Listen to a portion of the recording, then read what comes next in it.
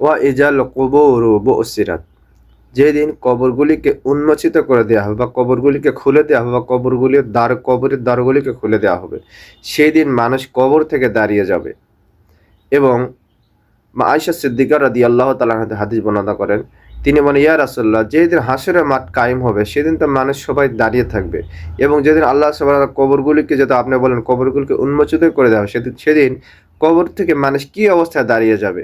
আল্লাহ রাসূল সাল্লাল্লাহু আলাইহি ওয়াসাল্লাম বলেছেন, সেদিন কবর থেকে মানুষ উলঙ্গ অবস্থায়, মানে কাপড়বিহীন অবস্থায় দাঁড়িয়ে যাবে।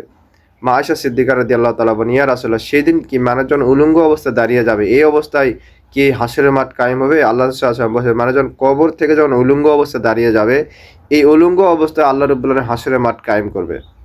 নবী আলাইহিস সালাম যখন কথাটা বলেন, মা আয়েশা সিদ্দিকা রাদিয়াল্লাহু তাআলা আনহা বলেন, ইয়া রাসূলুল্লাহ, সেদিন কি আমার শরম পাবে না? আমার মতো যারা মহিলা আছে তাদেরকে শরম পাবে না? কারণ সবাই যদি উলঙ্গ থাকে তারা তো একেবারে গোপনাঙ্গ বা তাদের ইজ্জতটা দেখে ফেলবে।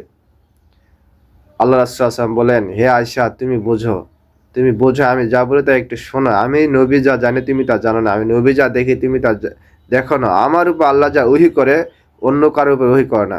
আল্লাহ সুবহানাহু ওয়া তাআলা সেই দিন সবার ঘাড় এমনভাবে আসমানের দিকে তাকিয়ে থাকবে, কেউ কারো ঘাড় সুস পরিমাণ ঘোরাতে পারবে না। সবাই শুধু আল্লাহ রাব্বুল আলামিনের দিকে তাকিয়ে থাকবে।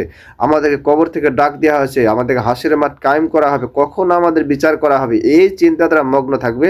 তারা কখনো কেউ কারো দিকে তাকাতে পারবে না। আল্লাহ সুবহানাহু ওয়া তাআলা আমাদেরকে সবাইকে কোরআন ও হাদিসের জ্ঞানে জীবন চলার তৌফিক দান করুক। আল্লাহ সুবহানাহু ওয়া তাআলা সবাইকে বোঝার তৌফিক দান করুক। ওয়া আখিরু দাওয়ানা আলহামদুলিল্লাহি রাব্বিল আলামিন।